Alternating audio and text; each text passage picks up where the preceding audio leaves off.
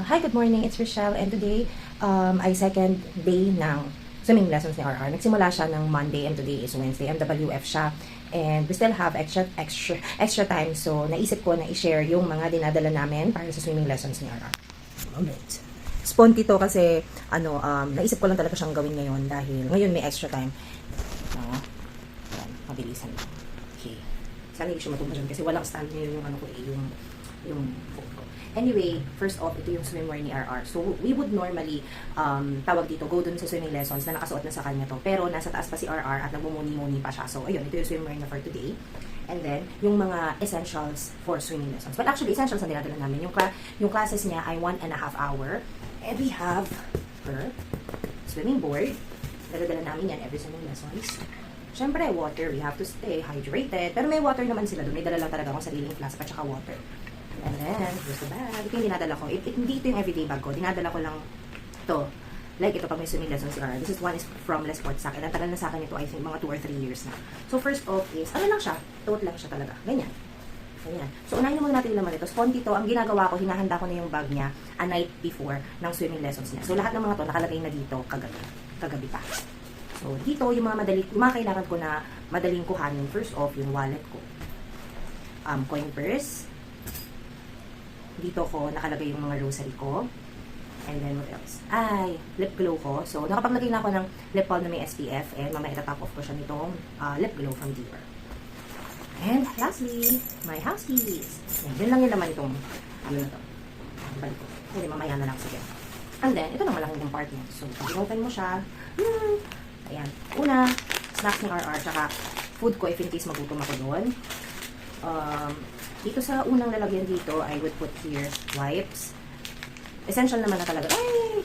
At saka yung, napkins, para pocket tissue. And yung wet brush niya. Namin, share kami dyan. Dito naman sa kabilang pocket, nandito lahat yung mga niya, sunblock. Sana nilili ko baby oil. Lalagay ko sa kanya bago siya mag-dip sa pool. Shampoo. Soap niya. And yung nilalagay ko sa kanyang oil after ko siya i-shower pagkatapos ng lessons na. And cologne. And then, sumabi. Yeah. Payo. Ang init eh. Yan. And then, dito naman nakalagay na sa dito yung mga niya, gamit niya. Anyway, ano pa bang natin dito? Wala na dito. Nilalagay ko lang dito yung yung trash bag. Dito ko nilalagay yung mga niya, pinagpalitan. Yung pinagbasaan. Yung mga basang damit, swimwear, towels. And meron na ako extra na eco bag if in case I need to bring other stuff. Lagi mga may dala eco bag. Dito naman nakalagay yung mga, nakita ko na lang. Okay. Dito yung pamalit niyang damit. Mamaya and headband. Kasi ko pa naman pwedeng ipitan yung buhok niya kasi basa pa. And then I have towel for her. Trash bag. Lagi lang to nakalagay dito kasi every time nga na magsiswim kami, lagi yan nakahanda dyan yung trash bag. Yung kanyang goggles. This one is from Speedo. And then swimming cap from Speedo as well. I can say that yung Speedo talaga ay very reliable kasi nung last year na nag-swimming lessons din siya, gamit na yan, and every time na magsiswim kami, gamit niya yan. So, very reliable and hindi siya madaling masira or hindi madaling pasukan ng tubig kasi yung texture nito ay hindi siya plastic to rubber to. Anyway, yung niya, ang tawag dito, Speedo din to, floaters, pero nilalagay naman dito sa ganito. Yung tawag ng arm floaters. And that's it. That's it. So, basically, yun yung mga dala-dala namin. So, 10 minutes before her class, we're ready to go! Waiters.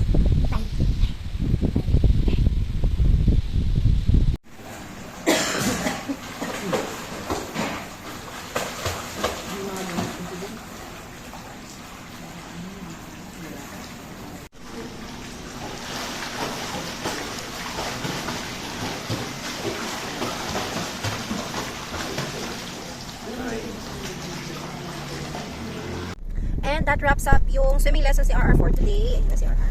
Naligo na, freshness overload na siya. And may iba na tayong agenda for today. But yun, yung swimming lessons niya, baka makita.